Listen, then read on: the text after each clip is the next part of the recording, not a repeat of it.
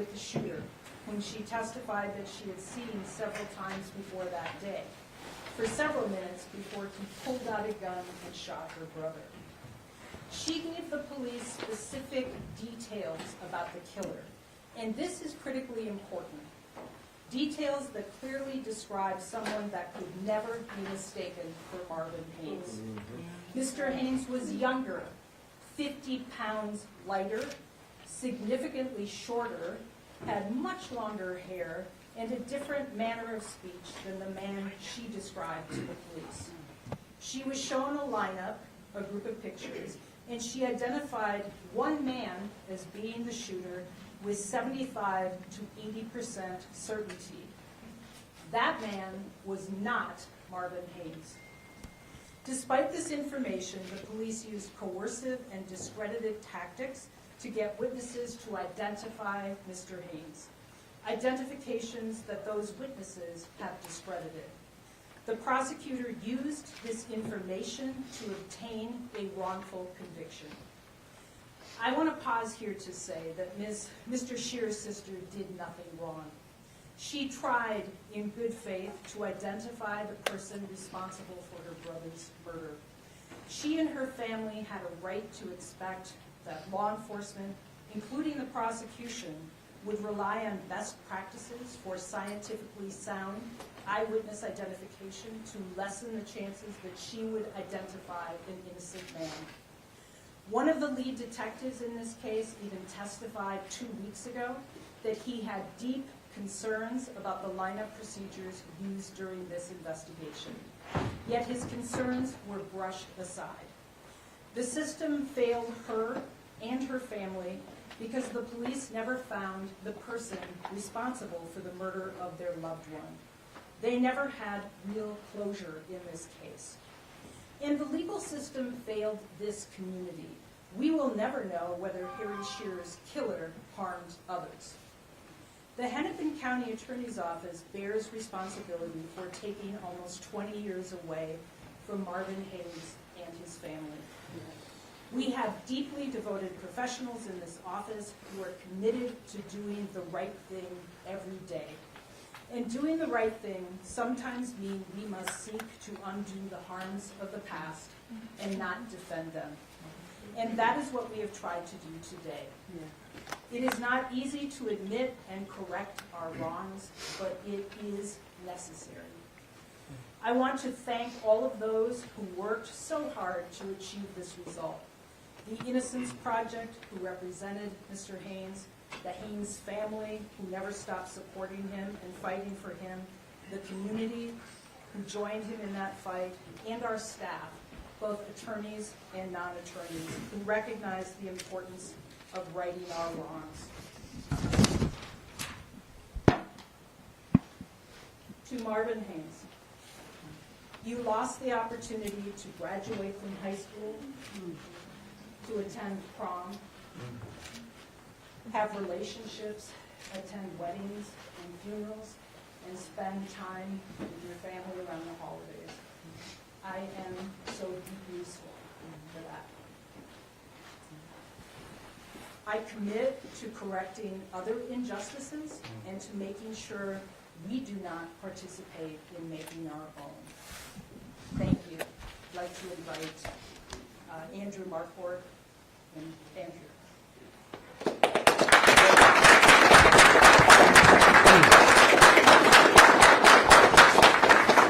Thank you, Mary, for those remarks. I really appreciate it. So my name is Andrew Marquardt. I am an attorney at Great North Innocence Project.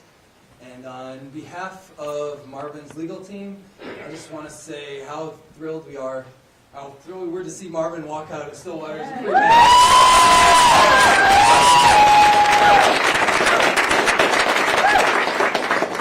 Starting when Marvin was just 16 years old, he spent nearly 20 years in prison for a crime he didn't commit. And that's far too many birthdays, far too many Christmases for a man who was innocent. But you know what? This year on his birthday, his 36th birthday was just last week, you get to find out that the Hennepin County Attorney's Office had agreed to vacate his conviction.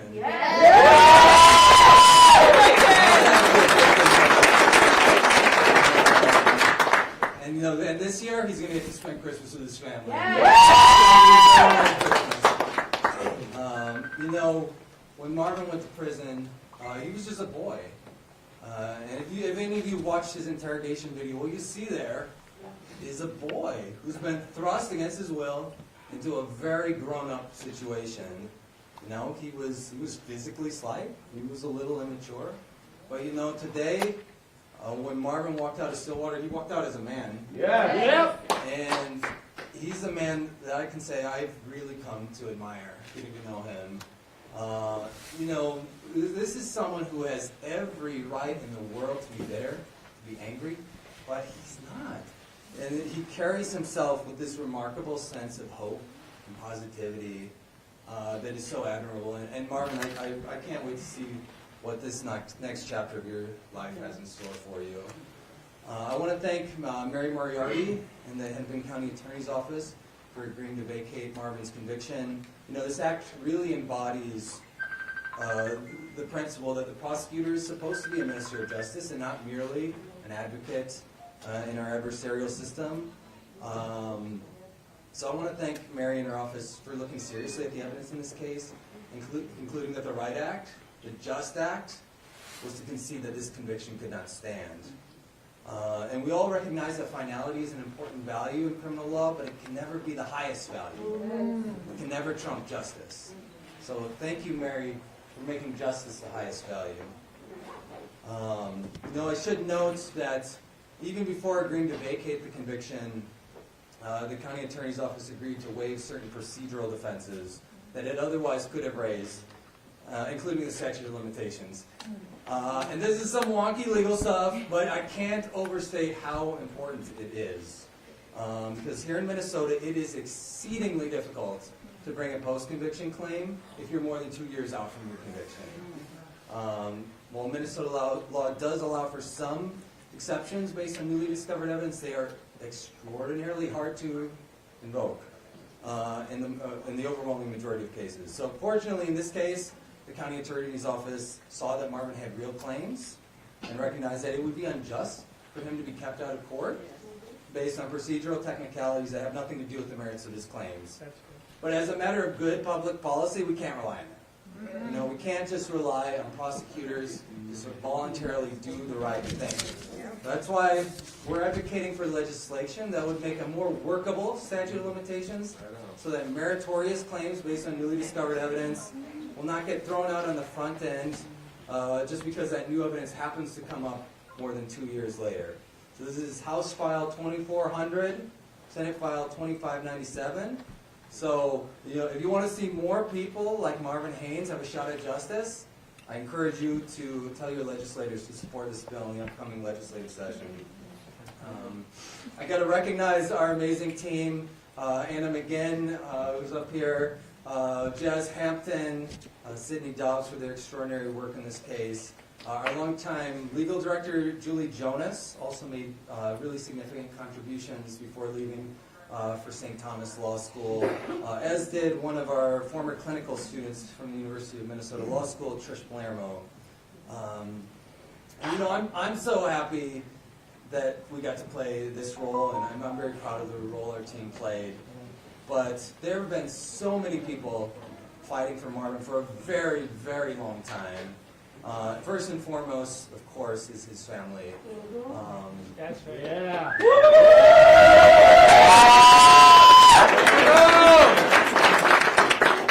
Marvin's got 5 sisters, and they have been relentless advocating for their brother over the past 2 decades.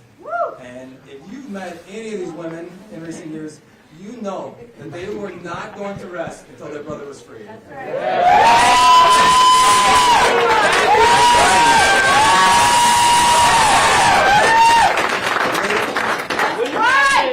They deserve a lot of credit for making sure that the rest of us could not ignore this injustice. And there's so many other friends and community members, including people here today, who fought for Marvin every step of the way. So I want to thank you all for never giving up on Marvin. And I'm just so thrilled to say that as of today, Marvin Haynes is fully exonerated.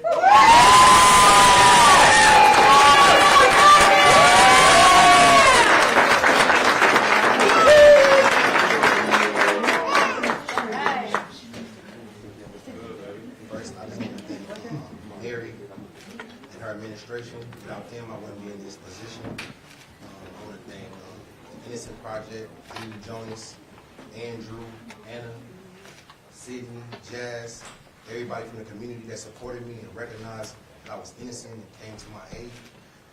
It takes the community to recognize these things to change it. So I just appreciate everybody for their support and their love. And I'm exonerated now. I'm innocent.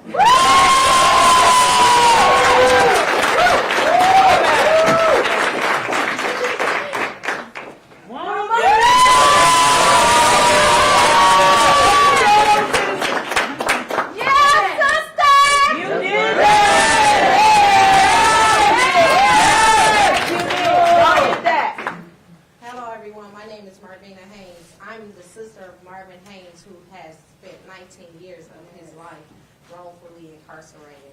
When Minneapolis police took Marvin from my family, it really caused a lot of harm, as we heard Mary speak about that today.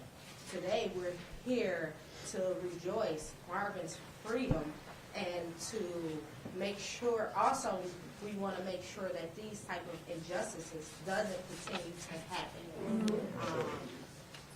Our family had been trying to get Marvin's story out for 19 years. Why does it take so much time for an innocent man? I'm very excited today. I'm full of joy. My heart couldn't be more happier. After this, we're going to go and visit my mom. I'm very happy to see my brother. I want to thank all of the community members who supported my brother, my family along the way. I want to also thank Unicorn Riot, Star Tribune, Star Tribune, Fox 9, and everyone else who believed in Marvin's story and started to help me put together articles to be able to tell Marvin's story. For a long time, we tried to tell Marvin's story, but we didn't actually know, I didn't actually know how to tell Marvin's story, or what did it mean that my brother was wrongfully incarcerated. When this stuff happened to Marvin, the incarceration rate went up by 600% in our community. So everybody that we knew was going to prison around that time. And so it took a lot of education. The higher power put strength in our body, and we're here today. And again, I just want to say thank you.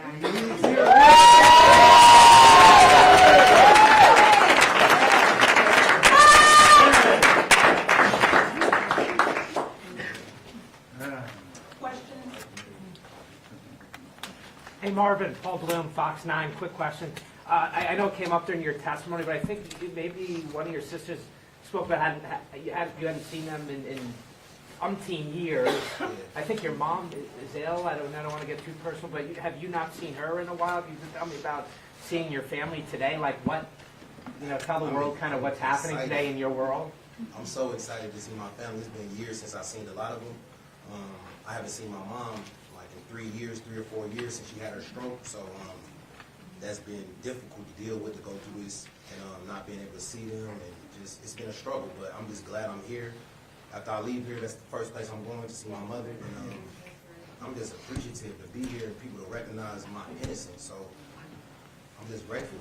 I mean, it took 19 years, but I'm here, and all I want to do is move forward and just get my life back. That's it. Can you describe that moment when you got the word from Judge Cook about that order? Andrew can attest to this. I was extremely just excited. I shed tears. I haven't cried so much in 19 years in that moment. So it's just like, I was excited. I'm just like overwhelmed with emotion. I was excited just to get my life back, to know like these people has recognized my innocence and just know the truth prevailed at this time. So yeah. What do you have to say about what your sister did? What do you have to say about what your sister? If it wasn't for my sister and the Innocent Project, I wouldn't be here. Like, it took my sister. My sister lost so much trying to fight for me to get innocence. Like, she neglected herself in the process of me getting my life back. So, I mean, I could worse than not describe what she means to me in my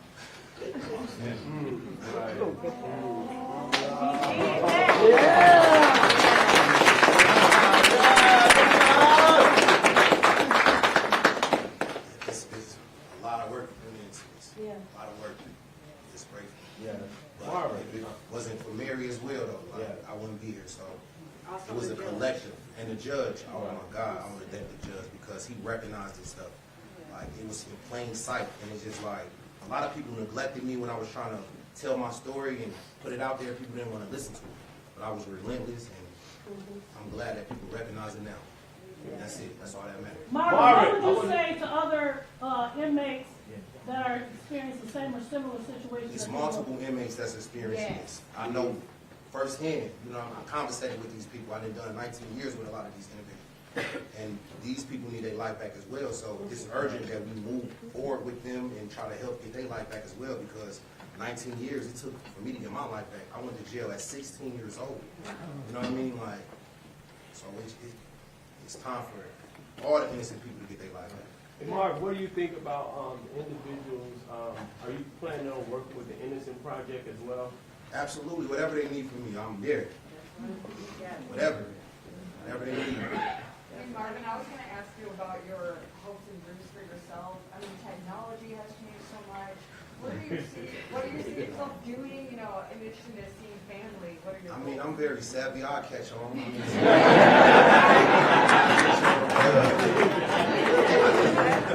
just want to get a job and just get my life in order. Like, You know, just I didn't mean anything. I was in prison working for 25 cents an hour. I mean, I'm willing to do it. Marvin, what about restitution? Get all that back. that part. It's all the time to get all that back. So, I mean, thank you, Mary, for everything. I appreciate you guys. Marvin, what kept you going for all those years? Knowing that I'm innocent, having that faith, I'm like, listen, somebody gonna see this stuff and see that I was really the wrong person. Like, it was procedures that was put in place to avoid these type of injustices from happening, and these guys ignored it, and it happened. So it's just like, I'm just glad that people recognize it now, and we can move forward. That's it. Yes. I have a question for you. This is at least the third case under what is now Senator Klobuchar's reign. Other cases from when she was county prosecutor. So this case came to us through the Great North Innocence Project efforts to seek justice for Marvin. We have a number of tools that have been given to us. One is prosecutor-initiated resentencing, and we are about to roll that out in a couple of weeks. We are also building a conviction integrity unit to take a look at cases where this might have happened in the past. So those are tools that we have. We don't yet have developed the conviction integrity unit, but certainly we will be looking at other cases in the future. So, Mary, what legally did you have to do to make this happen? You had to waive some certain procedural things. Can you explain that in layman's terms? Yes. As Andrew said, there are rules that keep people out of court if they don't bring their case in a certain amount of time. That's very difficult because oftentimes new evidence comes up. And if it comes up after those timelines, they're not allowed to bring that evidence into court. And so what we did was to waive that. So we agreed that they could bring their post-conviction proceeding even though it was after the timeline that the courts have set to bring motions like this. What is the timeline for possible restitution? Everybody knows how hard it is to sue government and sue police. Is there a path for this man to get something back financially? I can't really speak to timeline. So we do have a statutory regime in Minnesota for compensation for people who have been wrongfully convicted. Fully anticipate that Marvin will qualify for that, but we're taking one step at a time here. But that will be something we will be looking at for sure. Where are the officers? Yeah. Good song. So there were two lead investigators on this case. One of them actually testified on behalf, and Andrew could talk a bit more about that. Neither one of them is still with the Minneapolis Police Department. Maybe Andrew, if you want to talk about the police officer, the two. So one testified at the hearing, and he said that he didn't believe. Remember, I mentioned there was a lineup that was shown to the victim's sister. She identified a particular person with 75 to 80% certainty. That person was not Marvin Haynes. It was after that where the police and prosecution were trying to make a case against Marvin, where they were trying to show other lineups. And that particular investigator said he disagreed with that. I think he testified he thought it was a joke at the time. He did. But he was overruled by his supervisors, the prosecutor, and so they went ahead with these lineups that he didn't believe should have happened. So one of the investigators did testify and was very supportive of setting aside this conviction. The other investigator retired and could not be found. Is there any crowdfunding or GoFunding that we can donate to help Marvin get back on track in these days before the justice system does what they're going to do, that we can be a support to Marvin? Yes, we are going to have a GoFundMe, and we will distribute that information when it's ready. So I'm sure Marvin will appreciate all the support he can get getting back on his feet. Sir, other than seeing your family, is there any one thing that you're looking forward to, or eating, or seeing, or doing? Having kids. Again, I just want to see my mom go walking. I mean, just the simplest things. When you go through something like this, the most simplest things, that's all that matters. Like, literally. So, just walking, seeing the trees, seeing the sun, seeing, like, really just experience life. So, yeah, simple things. Marvin, when did you find out? Was it this morning? No, it was actually my birthday. I couldn't. Yeah. Birthday present. You found out 2 weeks ago. What's it been like? We were sitting there waiting and hoping it's going to come. I mean, I always knew this was going to happen. I always knew I was going to be arrested. I wasn't going to stop until somebody recognized what I went through and seen that I was innocent. Like, I was not going to stop at all. And your sister wasn't either. I was just ecstatic to see my family, see my friends, like people that I ain't seen literally in 19 years. So, I mean, yeah. If I could just ask the county attorney to follow up on this gentleman's question, can you elaborate on reviewing past cases? And there have to be people in your office who were around back then. And what is going to happen? Because what's being described is a real short circuit of a lot of things in it. This is actually the second time I'm aware of this kind of thing that's been brought up about this period of time. It was also the same prosecutor who is no longer with the office. In the Mayan Burrell case? Yes, yes, same prosecutor. So, one of the things I want to say is I met Marvina in my campaign, I think, and Marvina, I followed me around, I think, and was trying to tell me about Marvin's case. And I remember saying very clearly, Marvina, I don't want to know the details of his case. I didn't know the details of Marvin's case.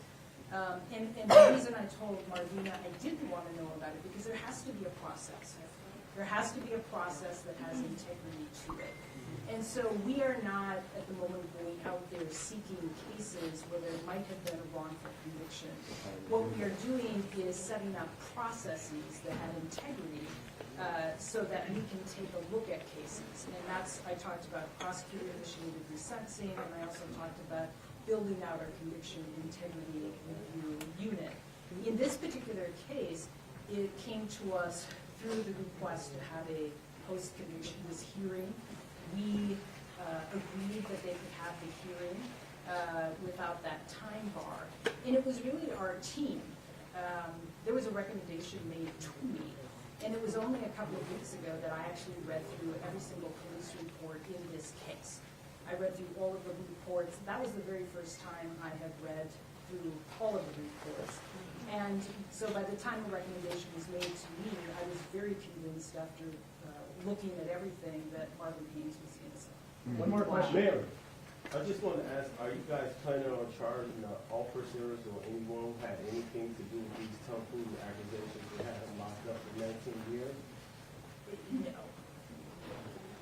Do you have a position on the legislation that Andrew mentioned about eliminating the statute of limitations for bringing up new evidence? Yeah, I support that legislation.